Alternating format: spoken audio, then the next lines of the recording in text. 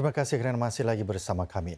Menteri Kesihatan Malaysia Khairi Jamaluddin berkata, beliau akan menyokong Encik Ismail Sabri Yaakob sebagai calon Perdana Menteri jika Perikatan Barisan Nasional memenangi PRU15. Encik Khairi menghadapi pertarungan 7 penjuru di Sungai Buloh, Selangor.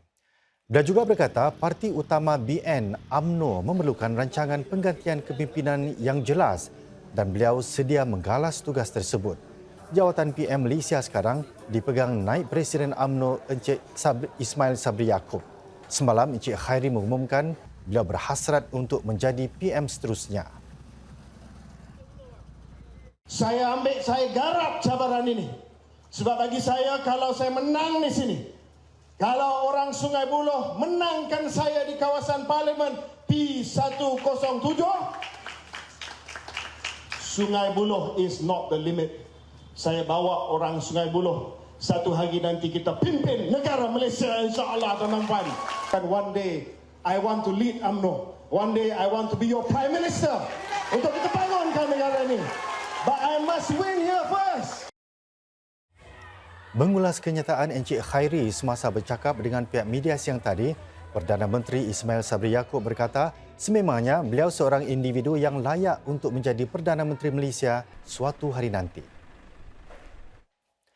Menteri Besar Selangor mengumumkan cuti umum pada hari Jumaat 18 November depan menjelang hari pengundian PRU15 pada keesokan harinya.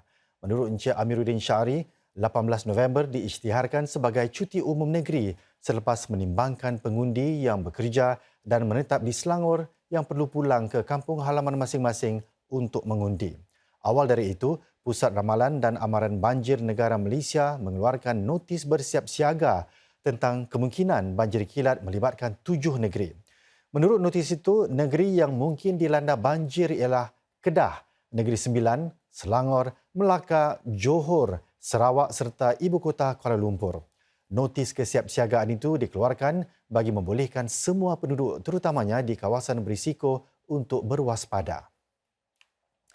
Situasi banjir yang kerap menimpa Selangor mungkin menjejas para pengundi di sana. Malam semalam, 2 orang terperangkap dalam kenderaan masing-masing akibat banjir kilat di Jalan Chan Sau Lin di Kuala Lumpur. Para mangsa bagaimanapun berjaya diselamatkan dan kereta mereka ditarik keluar dari banjir kilat yang berlaku akibat hujan lebat petang semalam. Pakatan Harapan yang memerintah Selangor bagaimanapun menyatakan pihaknya siap menyediakan bantuan banjir serta mengekalkan kuasa di negeri tersebut.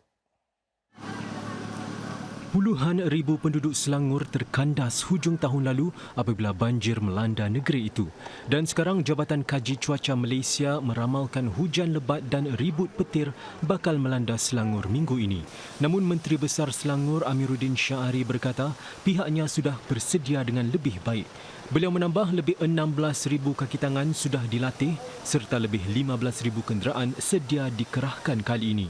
Dengan bencana ini menjadi keprihatinan warga Selangor, Barisan Nasional BN meletakkan beberapa nama besar dalam PRU15 seperti Menteri Kesihatan Khairi Jamaluddin dan Menteri Kewangan Tengku Zafrul Aziz. Encik Amiruddin yang merupakan calon Pakatan Harapan PH sendiri bertanding dalam kerusi panas Gombak berdepan dengan Azmin Ali, salah seorang anggota PH yang berpaling tadah pada 2020. I have to beat him in Gombak. I have to win the Gombak. It's not an easy task. I admit it. It's quite uphill battle, but we have the machinery, we have the track record in the state of Selangor. Para pengamat berpendapat sukar bagi BN menang besar di Selangor setelah sekian lama ia menjadi kubu kuat PH. Para pengundi kawasan bandar juga didapati lebih cenderung untuk mengundi PH. Saudara, PRU15 buat pertama kalinya akan disertai golongan pengundi berusia 18 hingga 20 tahun. Ini setelah undang-undang usia minimum mengundi diturunkan daripada 21 tahun berkuat kuasa lewat tahun lalu. Muhammad Hazim, 20 tahun, mula berjinak-jinak dalam khidmat menggunting rambut sejak 5 tahun lalu. Semasa masa lapang, beliau belajar gunting sendiri secara online selain mendapat tunjuk ajar rakan-rakan tentang selok-belok menjadi seorang tukang gunting rambut. Beliau impikan penubuhan sebuah akademi bagi mereka yang ingin menyertai bidang tersebut.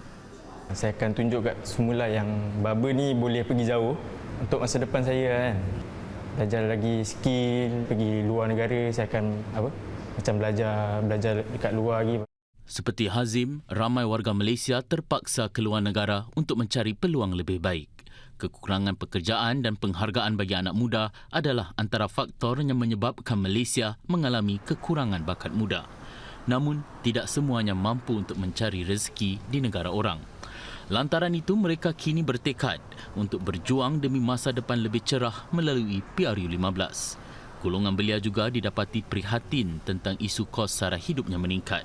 Dan mereka mahu ahli-ahli politik yang dipilih nanti dapat mengutarakan segala yang dijanjikan. Everything kind of ties back to the values of the individual. Say, for example, that they want to end poverty. Do they actually believe that people have equal access to healthcare? Lantas, PRU15 bukan sekadar ruang untuk parti-parti politik memenangi undi golongan belia saja, tetapi juga tanggungjawab jangka panjang untuk terus memperkasakan belia Malaysia demi masa depan negara tersebut.